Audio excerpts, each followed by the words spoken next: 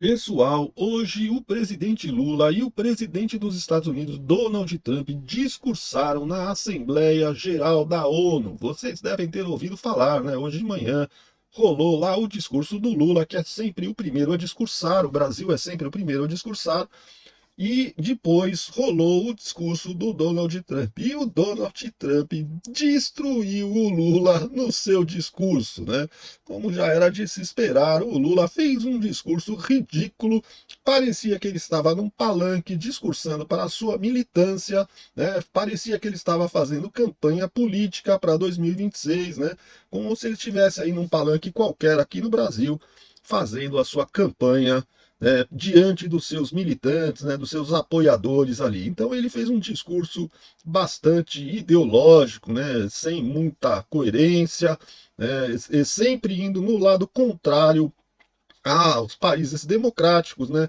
Aquilo que pensa a maioria dos países democráticos, o Lula vai sempre ao contrário, vai sempre no sentido contrário, e principalmente ao contrário do que prega o presidente Donald Trump. E então, depois que Lula falou, o Trump foi lá e destruiu o Lula, mas destruiu de uma forma completamente inesperada, né? E vocês vão ver o que rolou nessas falas aí, pessoal. Vou mostrar para vocês, né? E tudo que rolou ali, peguei alguns cortes aí na internet e a gente vai ver juntos aqui como é que o Trump destruiu a narrativa do Lula, né? Botou o Lula numa sinuca de bico, numa saia justa, que não tem agora como o Lula sair, né? O Lula ficou numa situação extremamente difícil, porque não vai ter como manter a sua narrativa, a narrativa que ele vinha fazendo até agora, né? Faz meses que ele vem mantendo sempre a mesma narrativa e agora não vai poder manter mais. Você vai entender tudo conforme eu for passando aqui os trechos aí do vídeo. Pessoal, mas antes da gente ver o Lula lá, eu queria mostrar para vocês aqui a choradeira que o Barroso fez ontem lá no programa Roda Viva. Dá só uma olhada, o arrependimento dele, né, o choro, porque ele está assustado pra caramba com os efeitos aí da Lei Magnitsky e está apavorado, né? Ontem várias pessoas foram sancionadas e ele foi gravar o programa à noite. Você faz ideia como é que ele devia estar, né? Deve estar apavorado. Chorou lá no programa e nós vamos ver agora.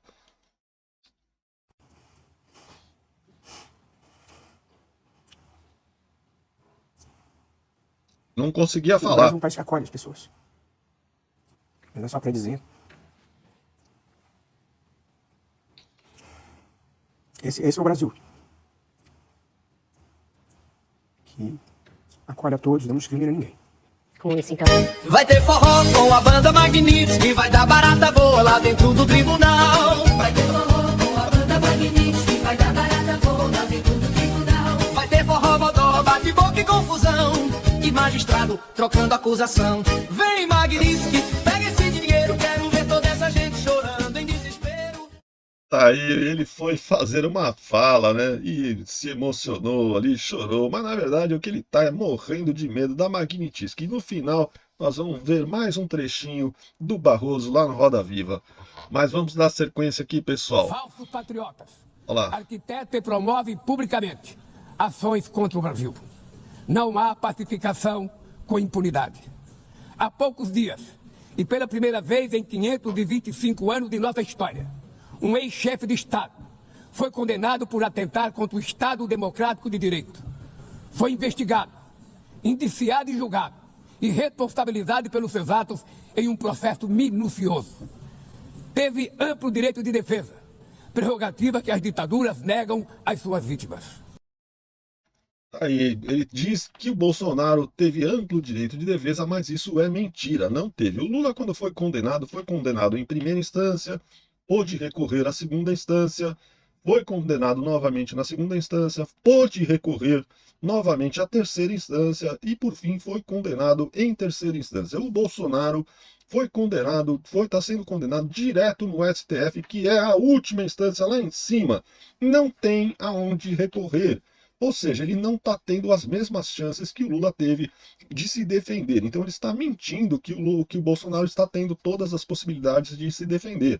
É fake news que o Lula está espalhando aí para tentar convencer. É discurso para militância, né? Isso é discurso para militância.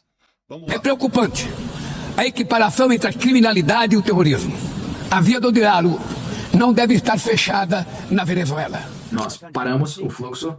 Ele sempre vai falar na defesa da bandidagem, né? Então ele não quer que as facções aí, né, de tráfico de droga, que elas sejam equiparadas ao terrorismo, porque assim eles seriam pegos com mais facilidades, né? Seriam tratados de uma forma mais eficaz, né? Inclusive por organizações internacionais, né? Polícia Internacional iria atrás, né, dessas facções criminosas, mas o Lula não quer. O Lula não quer porque... Por que o Lula não quer? Você sabe muito bem por que o Lula não quer que as facções criminosas do Brasil sejam tratadas como terrorismo. De drogas no nosso país vindo pelo mar, drogas que matam centenas de milhares de pessoas. Também designei múltiplos cartéis do narcotráfico como organizações terroristas internacionais, bem como duas gangues internacionais, o MS-13 e o Trem de Aragua, são agora organizações terroristas internacionais. O Trem de Aragua, que é uma gangue da Venezuela. Essas organizações torturam, violentam e assassinam com impunidade. Eles são inimigos da humanidade e por esse motivo nós começamos a usar o poder supremo do exército norte-americano para destruir as redes de tráfico da Venezuela, lideradas pelo Nicolás Maduro. Então, todos os terroristas que estão tentando contrabandear drogas para os Estados Unidos, saibam que vocês serão vaporizados. Não temos outra escolha. Acredito que nós tivemos 300 mil pessoas que faleceram no nosso país devido a drogas, fentanil e outras drogas. Cada barco que nós afundamos carregam drogas que poderiam matar 25 mil norte-americanos. Nós não vamos deixar isso acontecer. O Brasil agora... Enquanto o Lula defende a bandidagem, o Trump quer acabar, né, com o tráfico de drogas internacional, né? E o Lula faz de tudo para que isso se mantenha, né? Ele não quer que os traficantes sejam considerados como terroristas, né? Já se negou a considerar os traficantes como terroristas. Vamos na sequência. Já tem tarifas imensas em resposta aos esforços para interferir nos direitos e liberdades de cidadãos americanos e outros com censura, repressão, uso do sistema judicial como arma, corrupção e o uso de críticas à política como alvos. Mas no passado, também o Brasil, dá para acreditar, o Brasil tarifou o nosso país de uma forma muito injusta. E por causa dessas tarifas, nós temos então as tarifas de volta e também, como presidente, eu defendo a soberania e os direitos de cidadãos americanos. Eu lamento dizer que o Brasil está indo mal e vai continuar indo mal, e eles só irão bem se trabalharem conosco. Sem a gente, eles vão falhar como outros falharam. Ele está dando a deixa para o Lula, né? Se você insistir em ficar do lado da China, do lado do Irã, do lado da Coreia do Norte, do lado da Venezuela, do lado de Cuba, você vai ser tratado como um deles. Então, o Trump está sendo objetivo e real, né? Você quer ficar numa boa? Vem para o lado da democracia, não vai para o lado das ditaduras comunistas. Agora, se você quiser ir para o lado das ditaduras comunistas, vai sofrer as consequências, né? Brazil now faces major tariffs in response to its unprecedented efforts to interfere in the rights and freedoms of our American citizens and others, with censorship, repression, weaponization, judicial corruption, and targeting of political critics in the United States. I have a little problem saying this because I must tell you, I was walking in and the leader of Brazil was walking out. We saw him and I saw him, he saw me, and we embraced. And then I'm saying, can you believe I'm going to be saying this in just 2 minutes? But we actually agreed that we would meet next week. We didn't have much time to talk, like about 20 seconds. They were in retrospect, I'm glad I waited. But we did talk, we had a good talk, and we agreed to meet next week, if that's of interest. But he seemed like a very nice man, actually. He liked me, I liked him. But if you, and I only do business with people I like. When I don't like them, I don't like them.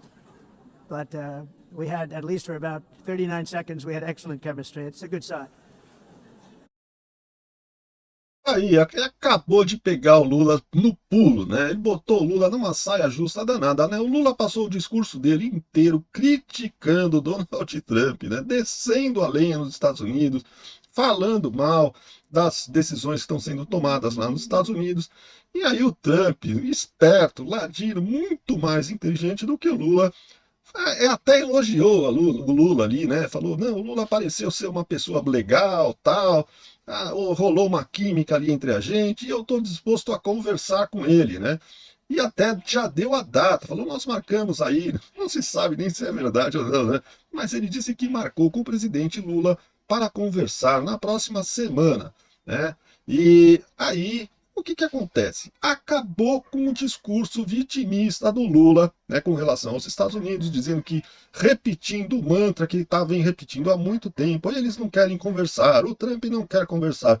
Mas o senhor ligou para ele? Não, porque eles não querem conversar. A semana passada, o Lula fez uma entrevista, né, numa rede internacional, e ele ficou repetindo o mesmo mantra várias vezes. A repórter estrangeira perguntou para ele várias vezes sobre esse tema.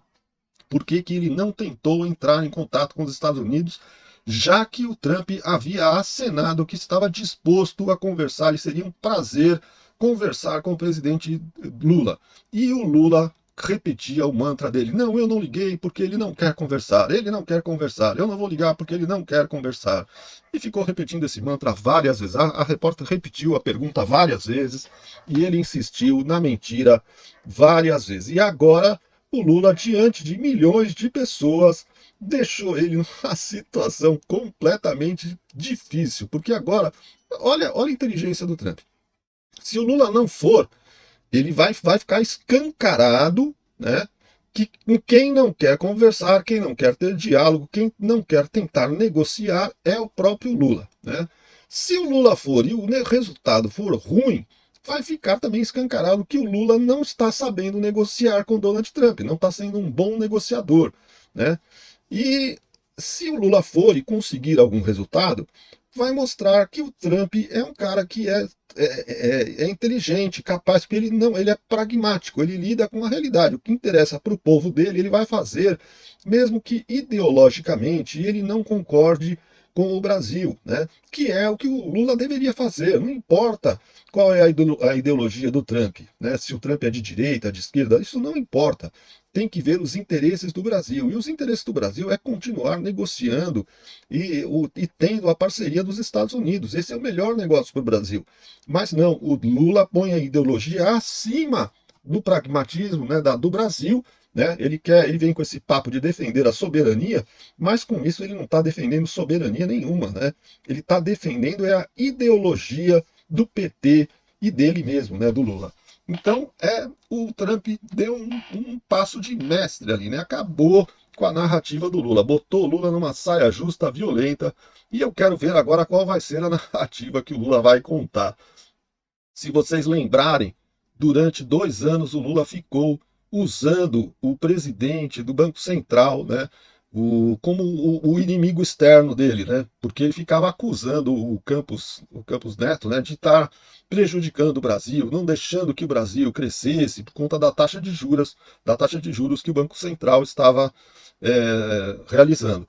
E aí entrou o Galípolo, que foi indicado dele, e o Galípolo aumentou ainda mais a taxa de juros. E o Lula não teve mais como falar, né? Ficou uma situação ridícula, porque quem ele ficou acusando, né, de estar atrapalhando o Brasil, entrou o indicado dele lá e fez muito pior, aumentou muito mais ainda a taxa de juros.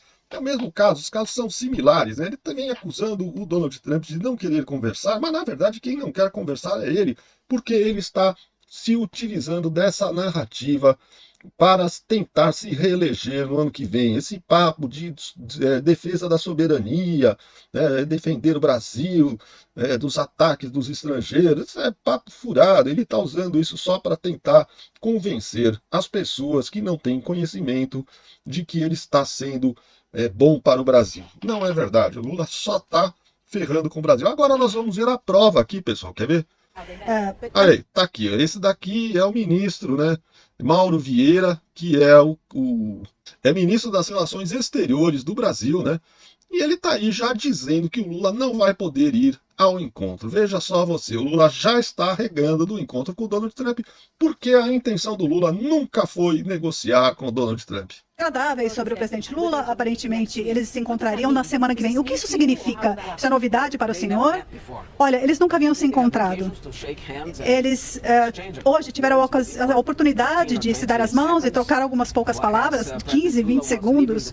O presidente Lula estava deixando o palco e ele encontrou o presidente Trump ali nos bastidores.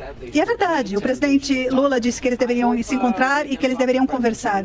Eu espero que o presidente Lula e o presidente Trump possam conversar. O presidente Lula está sempre pronto para conversar e ele está sempre pronto para conversar com qualquer chefe de Estado que esteja no interesse do Brasil.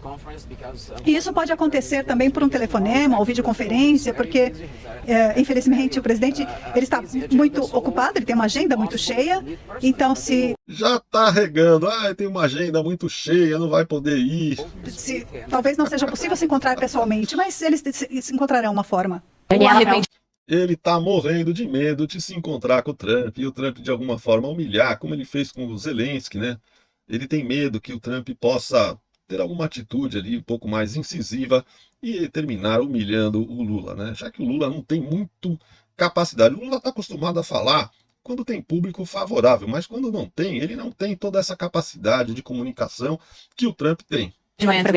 Bom, vamos ver agora o arrependimento aí, a Madalena arrependida, o Barrosão, o que faz uma magnetice na vida de uma pessoa, né? Vamos ver. Qual é o arrependimento? Não, durante esses 12 anos e pouco no Supremo, eu fui nesse congresso da Uni, a convite. Eu até não ia, porque eu fiz o movimento estudantil, mas a menina ligou para a minha secretária-geral e disse: olha, o ambiente aqui é harmonioso, nós chamamos o Flávio Dino, que era o ministro da Justiça, o Orlando Silva, que era o relator do projeto, era para discutir a questão das plataformas digitais. E o Flávio e o Orlando espertamente me colocaram para falar primeiro. A hora que eu subo no palco para falar primeiro, tinha uma oposição derrotada. E aí o palco é cercado por um grupo com corneta, tambor, barulho, xingamentos, que atendia pelo sugestivo nome de Fagulha Revolucionária Trotskista. Eu nem sabia que ainda existiam essas coisas. E aí eles, na gritaria, eu não conseguia ouvir a minha voz, comecei a gritar para ver se conseguia falar, e a uma certa altura desisti e falei assim: para vocês estarem aqui fazendo esse papel, nós derrotamos a ditadura, nós derrotamos a tortura, nós derrotamos a censura, e aí falei: nós derrotamos o bolsonarismo. Foi uma frase infeliz. Porque, primeiro, nós dava a impressão que foi o Supremo. Eu queria dizer que foi a sociedade brasileira, isso era logo depois da eleição. E segundo, eu nunca fulanizei o debate, eu não gosto de fulanizar, nunca faço um argumento ad hominem. Portanto, eu queria dizer o extremismo, essa forma incivilizada de reagir, e aquilo, de certa forma, era um desrespeito a milhões de pessoas que tinham votado no ex-presidente. Pois é, Barroso. E o Perdeu Mané? Você não vai se arrepender também do Perdeu Mané? Não foi só o derrotamos o bolsonarista, você fez várias falas infelizes, né? E que demonstram o seu partidarismo. Você está do lado de lá, você está do lado do Lula. Um juiz deve ser isento. Você está mostrando que você não é isento e não serve para ser um juiz, muito menos para ser presidente do STF. De modo que aí eu fiz, Dani, a única coisa que alguém deve fazer quando comete um erro: pedir desculpas. No dia seguinte fiz uma nota que queria pedir desculpas. Foi uma frase mal colocada e eu lamento ter proferido. E aí, depois que você pede desculpas sinceras, na tradição judaico-cristã, aliás, hoje é véspera do Ano Novo Judaico, Shana Tová para a comunidade judaica, a tradição judaico-cristã é a que você merece o perdão se for sincero com o arrependimento. E assim foi, pedir desculpas e seguir viagem. Agora, então você não teve o perdão porque, na verdade, você não foi sincero. Porque, na verdade, o que você falou é verdade. Você sente como tendo derrotado o bolsonarismo. Você se sente um participante, né, dessa luta contra o bolsonarismo, essa luta da esquerda, da mídia, né? Você viu aí a Daniela Lima dando risadinha, né? Pessoal, aí os repórteres, tudo de esquerdista, fanático, né? Com 2 neurônios no cérebro. Perdeu Maria numa mola, me arrependi depois de 3 dias sendo xingado na rua em Nova York, entendeu? Essa foi colocada de verdade. E nunca disse que eleição não se ganha, eleição se toma. Disse sim, senhor, porque tem gravado o vídeo aí, tá rolando na internet direto, tá? Tem gravado, qualquer um que quiser, só pesquisar, que acha. Isso. A gente estávamos ontem, mas no meio da audiência nem deu para... Eu brinquei com ele que eleição não se ganha, se toma. Se toma. Eu queria lhe apresentar sobre essa experiência. Está com som? Não, pode ser que sim, pode ser que não. Barroso, você pisou na bola feio, você não tem preparo, né, e nem isenção para ser presidente do STF. Nem no STF você não deveria estar. É ridículo a sua presença sendo um militante petista, um militante lulista, um Lula afetivo, um adorador de bandido, né? E estar lá à frente do STF. É vergonhoso, né? Não só você, como o Alexandre de Moraes e a maioria dos ministros ali. Gilmar Mendes, então, Toffoli, então, nem se fala, né? Pelo amor de Deus, é só tranqueira, né? O STF é uma instituição que deve ser respeitada, né, pelo Brasil, pelo povo brasileiro, né? E para que ela seja respeitada, é preciso que haja ministros que se coloquem de uma forma respeitosa e isenta, né? Atuem de forma isenta e respeitosa. Coisa que não vem acontecendo, não sou eu que estou falando aí, milhares de juristas e comentaristas de política já cansaram de dizer que o STF vem passando de todos os limites. Então é isso aí, pessoal. O vídeo de hoje é isso daí. Espero que vocês tenham gostado. Se vocês gostaram, deixa o seu like, se inscreva no canal, acione o sininho das notificações e também deixa o seu comentário, beleza? Um grande abraço, fiquem com Deus, até o próximo vídeo e tudo de bom.